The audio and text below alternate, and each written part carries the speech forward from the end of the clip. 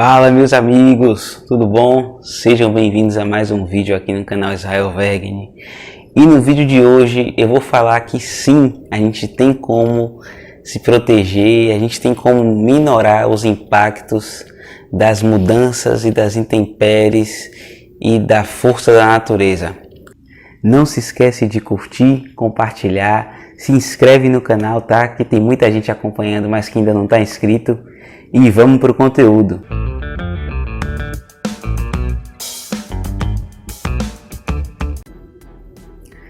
Bom, meus amigos, é o seguinte, a gente observa, ao longo da história humana, ao longo da nossa evolução aqui no planeta, que a gente sempre buscou desenvolver mecanismos para melhorar ali a nossa resiliência às condições climáticas. Especialmente depois que o ser humano deixou de viver numa espécie de nomadismo, que a gente começou a trabalhar um pouco mais com a agricultura, a gente entendeu que era necessário desenvolver estratégias para que a gente conseguisse de alguma maneira resistir e fincar ali raízes em determinadas localidades a fim de dar uma melhor vida para os filhos, para a nossa família.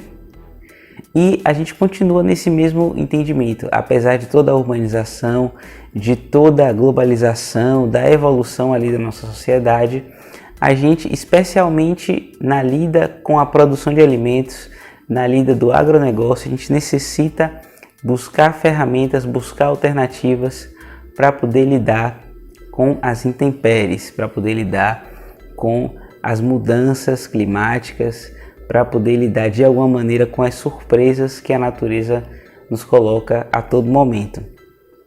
Eu vou tratar aqui de dois mecanismos, que são muito importantes e que devem ser trabalhados de maneira conjugada sempre que possível para a gente poder alcançar um melhor nível de produtividade, especialmente na questão que tange a produção de alimentos. O primeiro ponto é o seguinte, a gente observa que em determinadas regiões a gente não tem muita abundância, vamos colocar dessa forma, de chuvas e de uma perenidade pluviométrica que nos permita utilizar aquela área para produzir determinada cultura. Até bem pouco tempo atrás, se a gente for olhar até os anos 70, os anos 60, o nosso cerrado, que hoje é uma fonte pujante de produção agrícola, era praticamente ali uma terra inabitada, Havia até um mote de que herança no cerrado na verdade era uma maldição, ou seja, aquele que ganhava algum tipo de terra ali, que estava naquela região do cerrado, era considerado quase que como um fardo para ter que lidar.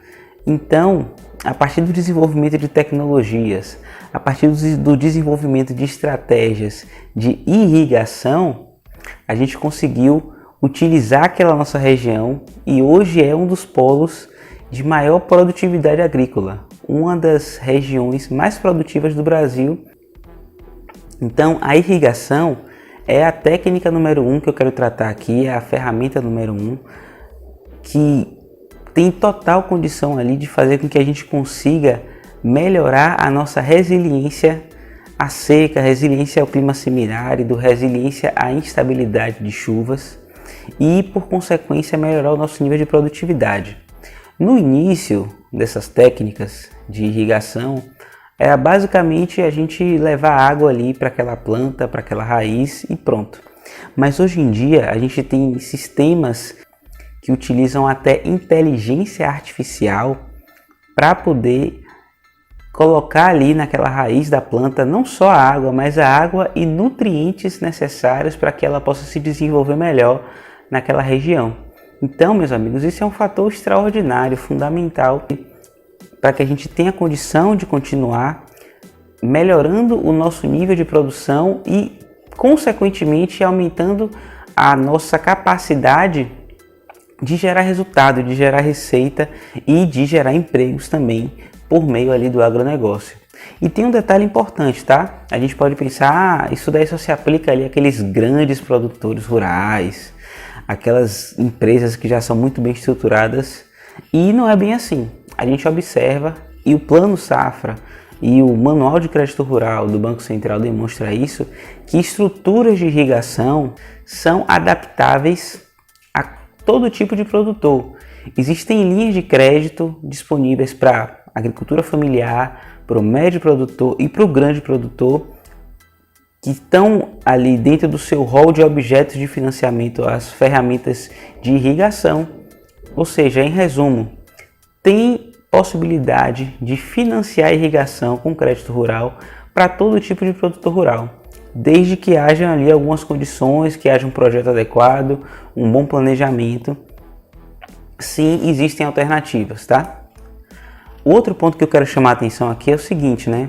Parece que é quase uma brincadeira, vamos colocar assim, da natureza, porque à medida que as tecnologias avançam, e especialmente na questão da predição das condições climáticas, ou seja, da tentativa ali de tentar meio que prever com um elevado grau de acurácia, com um elevado grau de assertividade às condições climáticas, a natureza vai e nos surpreende ainda mais. É quase que estivesse como se a gente estivesse sempre um passo atrás ali da natureza, um passo atrás do imponderável.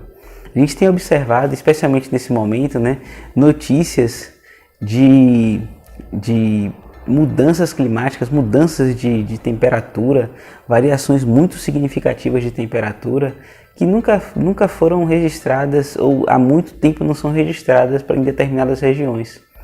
A gente teve temperaturas significativamente ali díspares da média no oeste da Bahia, por exemplo, com redução de temperatura significativa. A gente teve geadas muito intensas ali no sul, a gente está tendo ali frio em determinadas regiões, como por exemplo no Acre, no Mato Grosso, em determinados locais onde não tem costume de ter tantas temperaturas baixas por tanto tempo e que vem ali impactando a nossa produção agrícola, né? E consequentemente a entrega desses alimentos, e devem ter ali algum impacto a depender do momento da lavoura em que isso esteja acontecendo, um impacto também no preço desses alimentos quando chegar o momento. Mas existe um mecanismo para a gente tentar minorar esse impacto, que é o mecanismo do seguro rural, o seguro agropecuário. O seguro, ele é uma ferramenta que já é amplamente ali utilizada na nossa vida cotidiana, né? A gente tem seguro normalmente, pelo menos um seguro de veículo, alguns têm seguro de vida, outros têm seguro residencial, seguro empresarial, mas pouca gente utiliza o seguro agropecuário e o seguro pecuário também. A gente sabe que existe uma determinação legal para que algumas operações específicas elas tenham ali algum seguro, ou o seguro agrícola governamental ou um seguro privado, mas a gente sabe que existem também uma série de outros tipos de financiamento que não exigem essa obrigatoriedade, financiamentos que têm crescido, que são os financiamentos com recursos próprios, que não tem essa obrigatoriedade e que muitas vezes ali o produtor ele busca esse financiamento como uma forma de reduzir o seu custo ali da operação. Não estou entrando aqui no mérito se isso está certo ou se está errado, cada um sabe de si e toma suas decisões conforme entende que é o melhor. Mas certamente faz sentido a gente pensar numa forma de proteger ali a nossa lavoura dessas intempéries, de alguma maneira, já que a gente não tem como prever com total assertividade as condições da natureza, a gente deve ter como, de alguma maneira, se precaver de um impacto negativo de uma quebra de safra, por exemplo. Então, vou dar um exemplo aqui, tá? Do seguro obrigatório, do seguro governamental, que é o Proagro. Ele é obrigatório para diversos tipos de contratação de crédito rural e ele cobre diversos eventos climáticos inesperados, desde que respeitados de fato alguns critérios, que são critérios técnicos, mas ele sim pode trazer ali uma boa segurança para o produtor, caso haja ali necessidade de cobertura, tá?